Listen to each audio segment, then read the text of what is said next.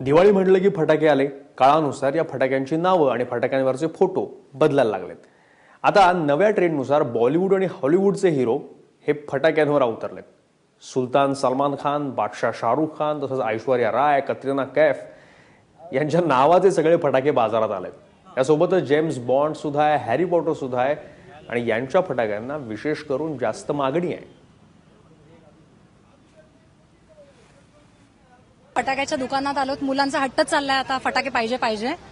पण कुठला असा टिपिकल फटाका मागत नाही तर हिरो हिरोईनच्या ब्रँडचेच फटाके मागतात. म्हणजे त्याच्या आत कोणता फटाका हे बघत नाहीयेत मुलं.